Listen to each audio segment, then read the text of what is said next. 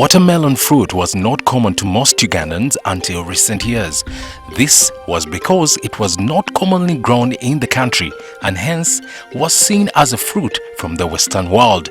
But did you know that the watermelon actually originates from Africa? Oh yes, and it now accounts for 6.8% of the vegetable production areas around the world. Coming up on Seeds of Gold. Yeah, you have to make sure that if you planted watermelon, it should be weed free to control all the pests, because if there are a lot of weeds, the pest tends to multiply highly and you find yourself you have a lot of post-harvest losses.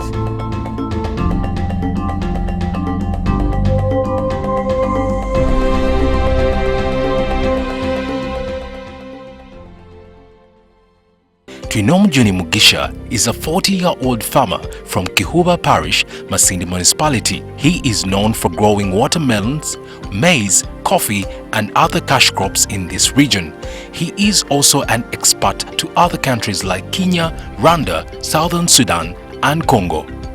Growing watermelons started as a small exploratory venture for Mr. Twinomujuni and a few other friends with whom he partnered to farm on his 25-acre watermelon farm.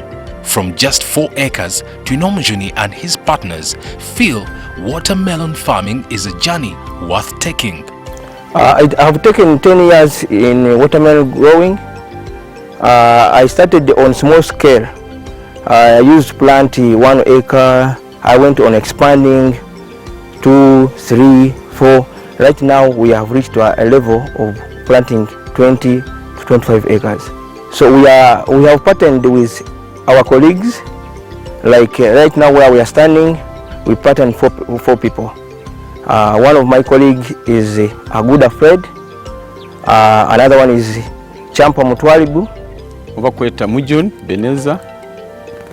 Akansanga nindi muno mu bicholi. Nkuze nindilingira mu bicholi nibyo nindima nibyo ninsubura katugani gwo manyire nkumulimo gukusokurwa mu sente nungi baitu mukunyumya yangamba Fred aro business ende nkusokwegesa kandi nofunamu ekintu ekirungi kikusinga ambalo oli yandeta yanga ntandike nekintu kitoyito indidi ngatandika neika zikabayina nafunamu mwikaina nkateka mu sente zika around milioni nka 8 oba 10 baitu mubire bwokuzinoga obundi bwokutunda bwikire nkafunamu zika milioni 48 mwika ina kiagenda nikinyongera kunsikiriza kufoka mulimi wa watermelon era tudde watermelon nikyo mbanza kubudgetingira budget zange za farming nimwe ebindi nibihonderawo. Before venturing into watermelon planting, the farmer needs to understand the different varieties and their intricacies. This helps inform one on the right and marketable variety to plant. With over 100 varieties, watermelons come in different shapes, sizes and colors. Among the varieties available in Uganda are Sugar Baby, locally known as Scaliemu, Crimson Sweet and Sugar Berry. The very variety we are standing on, this F1, is the marketable variety that is on market. Because we used to grow this, the green one, but it lost market because we target at selling in Kenya. And mostly Kenya, the most variety that is taken to Kenya is this Zebra, which is marketable. It is sweet and it acquires the best market in Kenya. And it's the variety that has been on the international market. These other round black are not marketable on the international market. Watermelon prefers a hot and dry climate with daytime temperature between 22 to 30 degrees Celsius. It grows better in full open sun with no shade. Watermelon fruits that are grown under hot and dry conditions have higher sugar content than fruits that are grown under cool and humid conditions. Application of fertilizers is also an integral requirement. Watermelon doesn't need a lot of rain. It needs a balance. If you can get rains like 1.5 months and you get a balance of few rains in the second week, a second month, the watermelon can do well. It doesn't need, more especially during flowering stage. If it overrains, there is flower abortion. There is frequent flower abortion when it is overraining. But if there is a bit of sunshine, the fruiting goes on well. And if it can even, during flowering, if it can rain once in a week, watermelon does well. There is no enough flower abortion. You have to spray. By that time we spray with flower boosters like Easy Grow. There are very many flower boosters. If you don't use chemicals, as other people put that you should use, or these organic chemicals maybe, the watermelon will not be on the best quality. You have to spray with these mancozeb insecticides so that you maintain, because like mancozeb, if you spray watermelon with mancozeb, it has a lot of sugar in it, and if you don't spray with it, you'll find your watermelon are pink in color, whereby it will not acquire the market. It won't acquire the market, and every buyer that comes say this watermelon was not sprayed well. We started preparing this field in early April, and then we came to plant early May. So we plowed the first round, we did the second, we came and spray with glyphosate, then we had to buy seeds to start planting in early May. And the spacing is 5 by 4 feet. From one line to another line is 5 feet. From one hole to another hole is 4 feet. Where you plant 2 seeds, and you have to apply fertilizers like DAP, and then you can either top dress with the urea. You can as well use these other foliar fertilizers like Super Green, Super Grow, and NPK. Yeah, organic fertilizers are good, but it is very hard to collect when time is almost rushing. We are thinking that we would have a short drought. If we are to gather these organic fertilizers, it would take us time. So that's why we use it in organic. When you use the organic fertilizers, they are also good, but gathering them at times you find that you engage a lot of costs transporting them from where you have picked them, other than in organic, because this one you just go in a shop, you buy, and then you can even use it. It is a bit economical.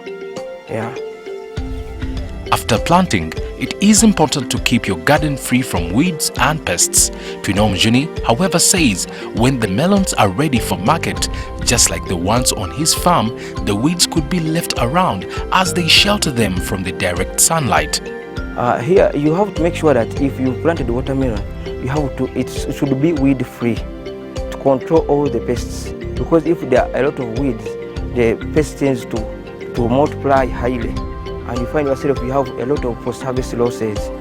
And in watermelon, you have to spray weekly.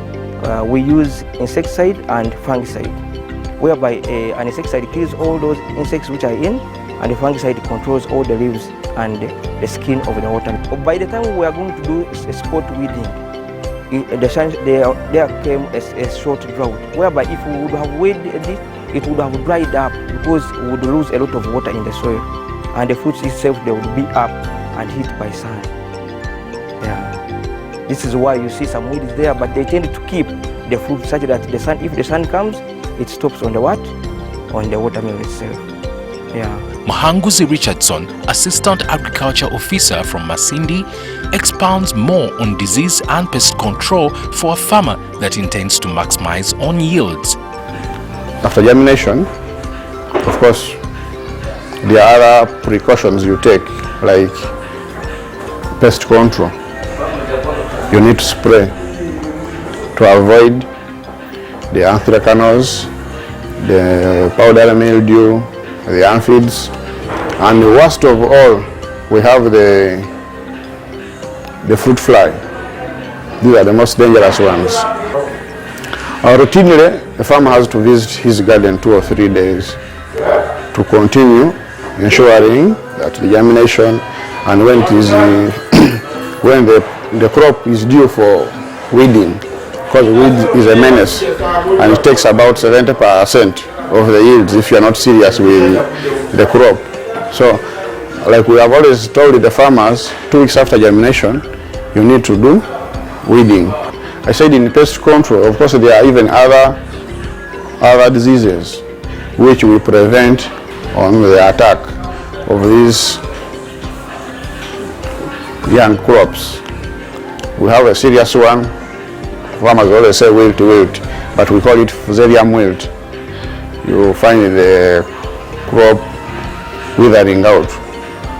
Somebody may think they have burnt it or something else has happened, but that is it. So to avoid that, we have the mancozebs, the Indofil. These are powders which you spray against Fusarium wilt to control. Now, this is done at early stages, it can be a week, every 7 days. But at a later stage, when the plant grows for about a month and is tending to show the flowers, depending on the condition, if it is too moist or it's raining, you need to spray twice. If it's not raining like now, you can do once and go and rest. We don't stop at the fertilizer application alone. There are even other foliar fertilizers that we advise farmers to use.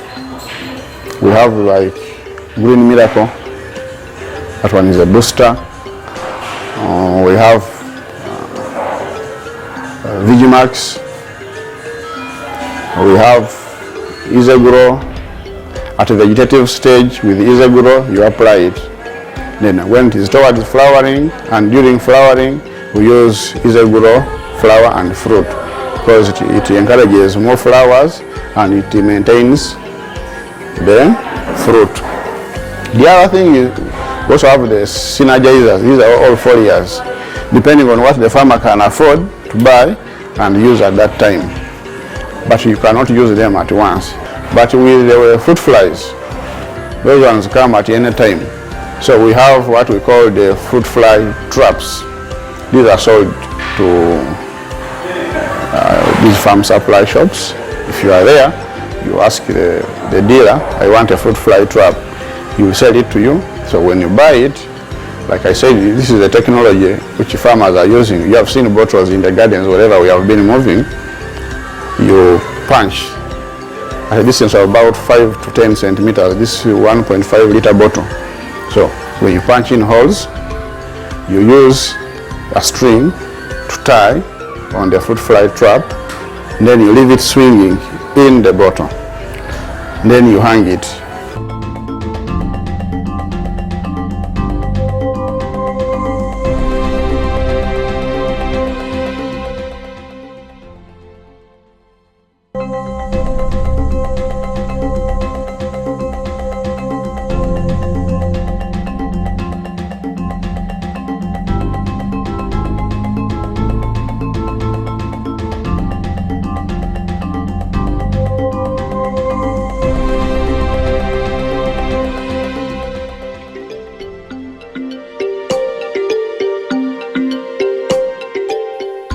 Watermelons on average take a period of 70 to 80 days to ripen and be ready for market.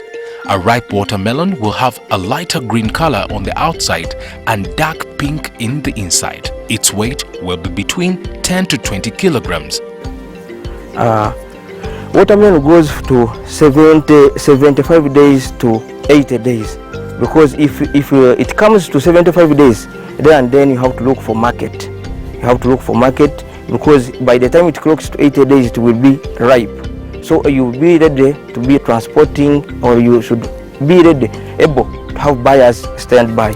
Otherwise, they may either go overripe, whereby a buyer can't transport these watermelons to a high distance. If you under proper management and the proper climate, the best watermelon can even weigh 15 to 16 kilograms. But if there is short drought, it tends to reduce water. You know, watermelon sucks a lot of water in the soil. If there is less water in the soil, so it tends to reduce on the size of it. So you find that yourself getting 2 kilos, 3 kilos, and whereby it is very hard to market the small sizes. So I would advise that if chance comes, the best melon to be sold could be around 8 to 20 kilograms. It can acquire buyers highly. If it goes up to that age of 75 days, it tends to change its color up. When it's not ripe, it's a bit green. When it goes to ripening, it turns light green. So there one can recognize. But for us, we have been in the system, we can get to know that this one is ripe, this one is unripe. After identifying that the fruit is ripening, the farmer can then go ahead and find market that will be just in time for the harvest. It needs enough labor, more especially like we bring around, it depends on the trucks that we are going to load. For instance, now we have our buyers have come. If we finish negotiating with them, they have to bring in labor, like a truck needs around 10 people to load it. You harvest, again load it, whereby you can pay around 150,000 per loading a truck, because it takes a lot of time and a lot of labor. They are heavy. You have to carry in a distance where the truck has parked. Yeah, we have to pick the right fruit that is ready. We don't pick at random. Our biggest market is in Kenya, because the population of Kenya is a bit higher than the one of Uganda.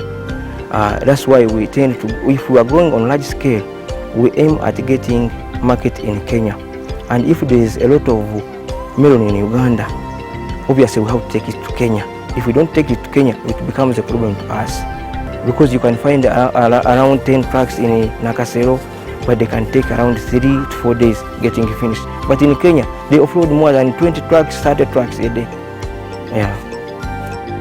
Kenya is the biggest consumer of watermelon within the East African region. This is according to Joseph Chintu, a middleman within the region. Most Ugandan commercial farmers hence produce for this market, since only a small percentage of Ugandans consume the fruit. Watermelon ebiseera ebisinga obungi tumutwala Kenya.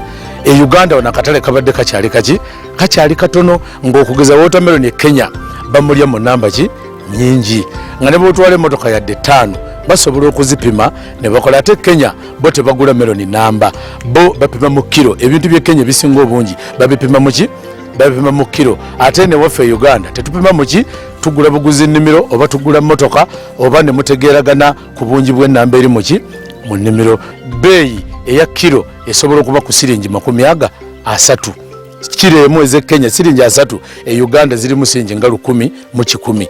Kakati bwemupima emmotoka esobola okuvamu ttani 10 ze kilo omutwalo gumu, nojjamu emitwalo nga 30 eze Kenya. Kati emitwalo 30 eze Kenya okuzikyusa mu za Uganda osofunamu emiliyoni emitwalo 3, osobola okufunamu miliyoni karibu 11. Ekitegeeza obusuuzi bwa watermelon bulungi magoba.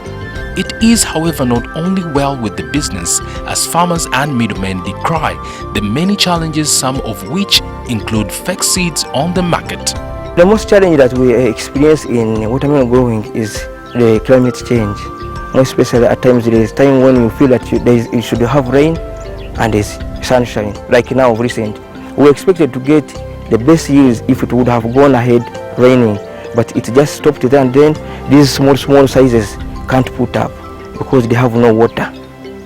So if it would be good if watermelon got the balance of good rains during fruiting and the first 3 weeks of planting, because if you don't get rain after planting, the germination is poor.